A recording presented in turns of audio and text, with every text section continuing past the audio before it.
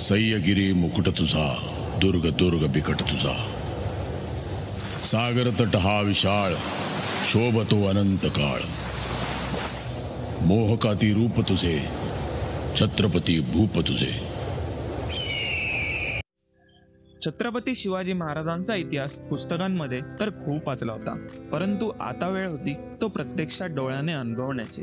म्हणूनच निघालो होतो पन्हाळगड ते विशाळगडच्या पायी मोहिमेवरती. या संपूर्ण प्रवासाची सुरुवात होते पुणे ते पन्हाळगडच्या प्रवासाने. आणि बघता बघता कधी हा 10 तासांचा प्रवास संपूर्ण कॉन्क्रीटचे जंगल सोडून हिरव्यागार जंगलांमध्ये आलो ते समजलंच नाही. सकाळी 6च्या सुमारास आम्ही पन्हाळ्याच्या पायथ्याशी पोहोचलो. येथूनच आमच्या मोहिमेला सुरुवात होणार होती. मग काय, भरपेट नाश्ता केला आणि थोड्या वेळानंतर वीर शिवा काशीद यांचे दर्शन घेऊन मोहिमेला सुरुवात केली. शंभूबाळ जन्मला रे, शंभूबाळ जन्मला, शंभूबाळ जन्मला रे, शंभूबाळ जन्मला, शंभूबाळ जन्मला रे, शंभूबाळ जन्मला. शेजारच्या शिंप्याला, शेजारच्या शिंप्याला निरोप दाढीला, निरोप दाढीला, शेजारच्या शिंप्याला, शेजारच्या शिंप्याला निरोप दाढीला, निरोप दाढीला. मोहिमेचा शेला माझ्या शिवबा राजाला, मोहिमेचा शेला माझ्या शिवबा राजाला, मोहिमेचा शेला माझ्या शंभू राजाला, मोहिमेचा शेला माझ्या शंभू राजाला. गलबला रे गलबला, गलबला रे गलबला, कसला गलबला, कसला गलबला. शंभूबाळ जन्मला रे, शंभूबाळ जन्मला, शंभूबाळ जन्मला रे, शंभूबाळ जन्मला, शंभूबाळ जन्मला रे, शंभूबाळ जन्मला, शंभूबाळ जन्मला रे, शंभूबाळ जन्मला. शेजारच्या माळ्याला, शेजारच्या माळ्याला, निरोप दाढीला, निरोप दाढीला, शेजारच्या माळ्याला, शेजारच्या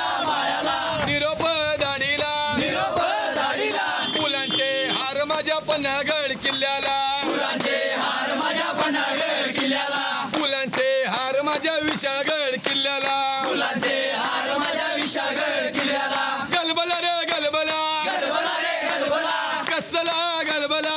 कसला गलबला. शंभूबाळ जन्मला रे, शंभूबाळ जन्मला, शंभूबाळ जन्मला रे, शंभूबाळ जन्मला, शंभूबाळ जन्मला रे, शंभूबाळ जन्मला. शंभूबाळ जन्मला रे, शंभूबाळ जन्मला. अशाच प्रकारे आम्ही घोषणा देत देत वीर बाजीप्रभू देशपांडे यांच्या पुतळ्यापाशी आलो. येथे शिवा काशीद यांचे 13वे वंशज माननीय आनंदराव काशीद यांच्या हस्ते मोहिमेचा नारळ फोडून मोहिमेला सुरुवात झाली. श्लोक छत्रपती श्री शिवाजी महाराज की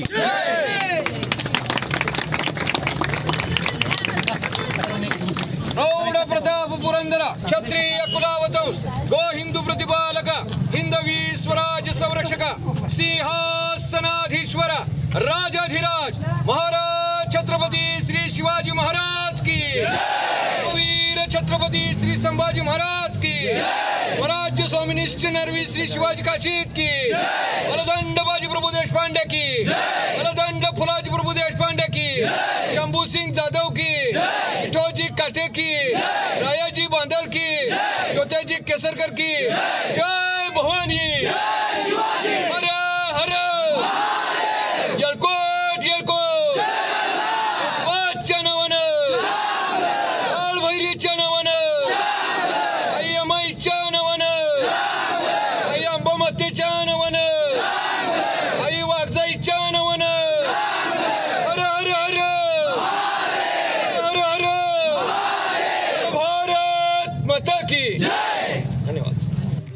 आपल्या सर्वांनाच माहिती असेल, ज्या वेळेला छत्रपती शिवाजी महाराज सिद्धी जोहरच्या वेढ्यामध्ये पन्हाळा किल्ल्यावरती अडकून पडले होते, त्यावेळेला जोहरच्या हातावरती तूर देऊन शिवाजी महाराज पन्हाळगडावरून विशाळगडावरती गेले.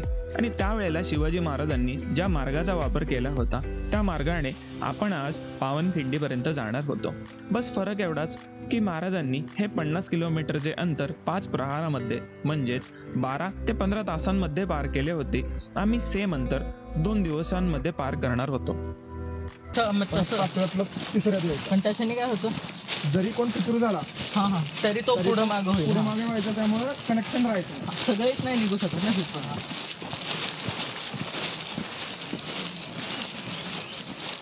हे निलगिरीचं जंगल, निलगिरीचं जंगल उद्या लागणार आपल्याला. आपण मग अशी थांबलेलो ना, आणि खाली शिवकाशीरांची समाधी.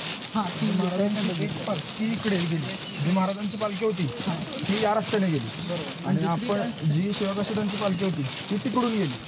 कुठल्या साईडला? खाली तिथे समाधी बांधली. बरोबर. तिकडच्या साईडला. म्हणजे ती पालखी ॲक्च्युली सापडायच्या दृष्टिकोनानंच पाठवली. तिकडे जेव्हा गनिमी व्यस्त झाला त्यावेळी मग महाराज इकडे सुटले.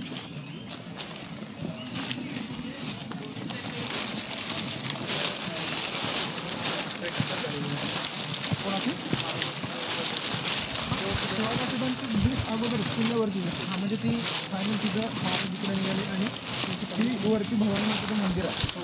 त्या मंदिरात शेवटची मोठी निघाली सासू बांधला आणि जन्म झाला. तुम्ही निवांत या दाखवतो किल्ला फिरून सगळा. ती आहे म्हणून आपण तिला खिंड म्हणतो. पण युद्ध झालं कुठं? पांढरपाण्याचं जे मैदान आहे त्या मैदानावरती युद्ध झालं. तिथून पब्लिक म्हणजे सिद्धीचं सैन्य आणि आपलं सैन्य हे लढाई करत करत पाठीमागं चढओढ करत ते तिथंपर्यंत गेले. खिंडीत आल्यानंतर जे आपलं सैन्य वरती होतं, सिद्धीच्या सैन्याला माहिती नव्हतं की खाली खिंड आहे. तिथं मग सगळ्यात मोठा अपोज झाला तो त्या एरियात झाला. मग त्या याच्यावरनं ते आयसोलेटेड आहेत. म्हणजे आपण फिक्स नाही सांगू शकत की हीच खिंड आहे. तिथं आपल्याला ती खिंडसारखी दिसते म्हणून आपण तिला खिंड म्हणतो. पन्हाळगडावरून आम्ही तोरळवाडी, महुळगे, मसाईचे पठार आणि तिकडून कुंभारवाडी अशा गावांमधून आम्ही जाणार होतो. मसाईच्या पठारावरती एक मसाई देवीचं जुनं मंदिर आहे. तेथे आज आमचा पहिला स्टॉप होता. तेथेच आम्ही दुपारचं जेवण सुद्धा करणार होतो. हळूहळू आम्ही पन्हाळगड उतरून एका गावापाशी आलो. दोन्ही साईडला हिरवगार झाडी, वरून मंद मंद पाऊस आणि सोबतच महाराजांचा इतिहास जाणून घेण्याची ओढ. अशी ही आमची ट्रेक चालू होती.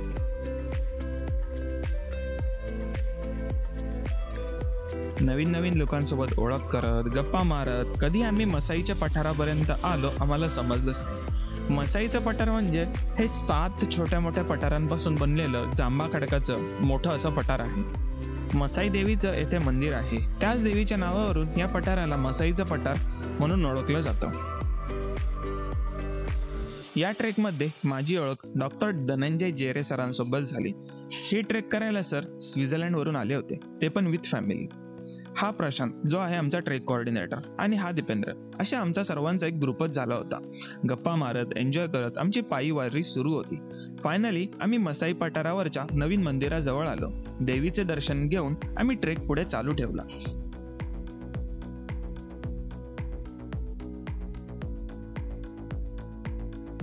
तर मित्रांनो, या ट्रेकसाठी संपूर्ण महाराष्ट्रामधून ऑलमोस्ट 1200 ते 1500 लोक आले होते.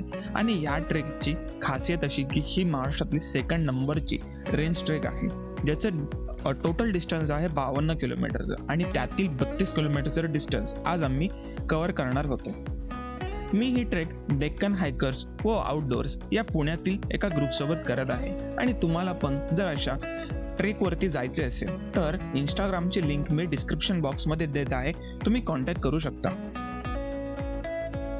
अजून ऑलमोस्ट 2 ते 3 किलोमीटर नंतर मसाई देवीचं जुनं मंदिर येणार होतं आणि तेथेच आम्ही लंच करणार होतो. हा जो लंच आहे तो सुद्धा आम्हाला या ग्रुपनेच प्रोव्हाइड केला आहे. फायनली आम्ही मसाई देवीच्या जुन्या मंदिरापाशी आलो. तेथे आम्ही लंच केला. हा लंच पण या ग्रुपने दिला होता. त्यामध्ये 5 ठेपले व 2 मोसंबी होत्या.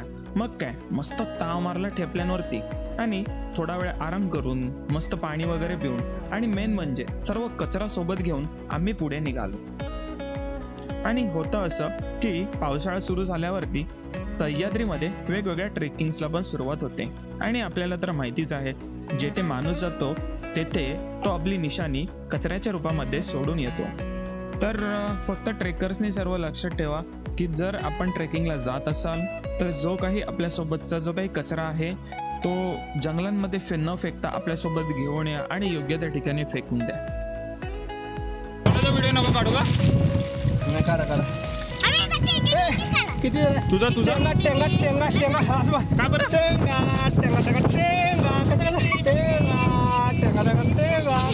अरे असं रे किती जण आहे?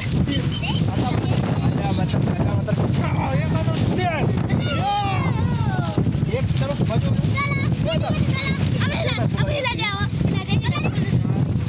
पुण्यात राहिला तुझं चॉकलेट मला दे हा भाई माझ्याकडे आल्याबद्दल त्याल्याबद्दल छू हा ते वगैरे टांगा टांगा एक बार करो टेंगा टेंगा टेंगा व्हेरी गुड चला बाय टाळी वाजवा फायनली आम्ही मसाईचं पठार उतरून कुंभारवाडी गावात आलो. पण मित्रांनो, एक विचार करण्यासारखी गोष्ट आहे. दिवसाढवळ्या ज्या रस्त्यावरती चालण्यासाठी आम्हाला एवढी जास्त कसरत करावी लागत आहे, विचार करा छत्रपती शिवाजी महाराज व त्यांच्या मावळ्यांनी रात्रीच्या अंधारामध्ये धो पावसामध्ये बिना काही शूज वगैरेचा वापर न करता कसा हा रस्ता पार केला असेल. विचार करण्यासारखी गोष्ट आहे खरं तर.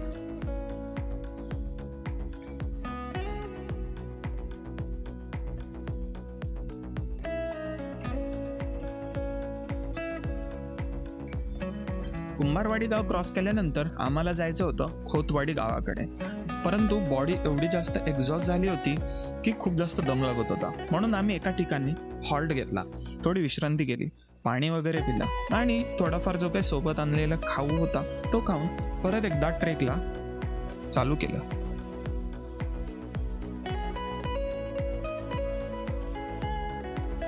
या सर्व निसर्गरम्य वातावरणामध्ये मी एवढा जास्त मग्न झालो होतो की कधी खोतवाडी गाव आलं समजलंच नाही. शहरातून गावाकडे आलो की कसं सगळं वातावरण एकदम बदलून जातं. हिरवगार परिसर, कौलारू घरं, छोटे छोटे रोड, भाताची शेती, एकदम फ्रेश वातावरण आणि झिरो प्रदूषण. हाय गाईज, ऑलमोस्ट 18 किलोमीटरचा रस्ता पार झाला आणि अजून पण 12 ते 13 किलोमीटर बाकी आहे. सो बघूया आता. ऑलमोस्ट पाय तर भरपूर दुखत आहेत, असतील रेंज ट्रेक हीच मजा असते. तर बघूया पुढे कसं काय हालत होते.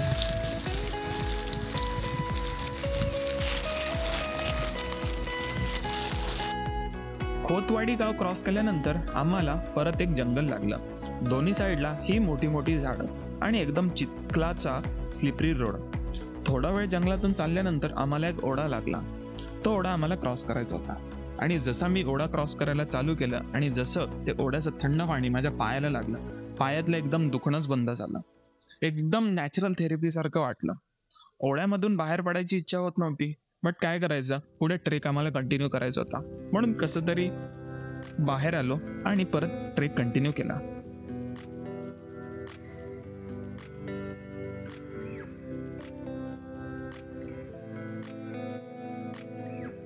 या बघा आजीबाई, या वयात पण कशा गुडघ्यावर चिखलामध्ये भाताची पेरणी करत आहेत.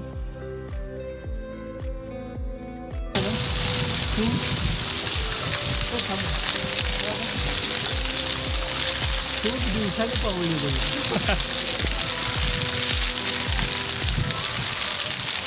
आता ऑलमोस्ट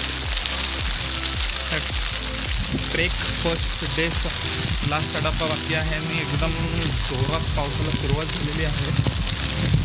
रणपट असल्यामुळे डोकं तर सुखं आहे, पाऊस मात्र जोरात लागत आहे. आणि हे करपेवाडीच्या आधीचं कोणतरी गाव आहे, त्याच्यामधून आम्ही चाललो आहे.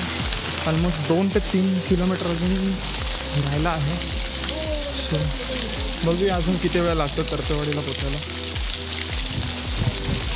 मी सांगतो सो द थिंग इज की आम्ही रस्ता हरवलो आहोत आणि आता आम्हाला माहिती नाही, बट लकीली आम्हाला इथले स्थानिक भेटले आहेत. या काकू ज्या आम्हाला आता रूट दाखवत आहे. ऑलमोस्ट 2 किलोमीटरचा फक्त ट्रेक बाकी आहे. बट पाऊस पण खूप जोराचा चालू झाला आहे आणि त्यात रात्र पण निघाले आहे. बट या काकू एक लकीली भेटला आहे, सो त्या आता आम्हाला गाईड करत आहेत. या आहेत त्या काकू ज्यांनी आम्हाला भर पावसामध्ये एकदम शॉर्टकट रोडने करपेवाडीला आणलं. ॲक्च्युली आम्ही रस्ता चुकलो होतो, बट या काकूंच्या मदतीने आम्ही फायनली करपेवाडी जवळ पोहोचलो. So finally we are at Karpewadi. तरी अजून शोधायचं आहे कुठं राहायचं आहे की काय. ग्रुपचे सर्व मेंबर्स बघूयात. आता 10 मिनटाचा रोड अजून बाकी आहे, मग काय जाऊन पूर्ण आरामच करायचं आहे. सो फायनली पण आता करपेवाडीमध्ये आलो आहोत, जिथे आहे आज आपला मुक्काम आणि नेक्स्ट डेचा ट्रेक उद्या सकाळी चालू होणार आहे. सो गावामध्ये असे जास्त काही तरुण माणसं तर नाही आहे, जे काय आहेत ते म्हातारी माणसंच आहेत. सो कोणी कोणाच्या घरी असं करून इथले जे ट्रेकर्स आहेत त्यांनी आमची व्यवस्था केली आहे. तो जेवण वगैरे करूया, थोडं फ्रेश होऊया, बघूया आता कुठला रूम अलॉट झाला आहे, त्याच्यानुसार मग पुढे डिसाईड करूया. मिळते थोडी देर बाद.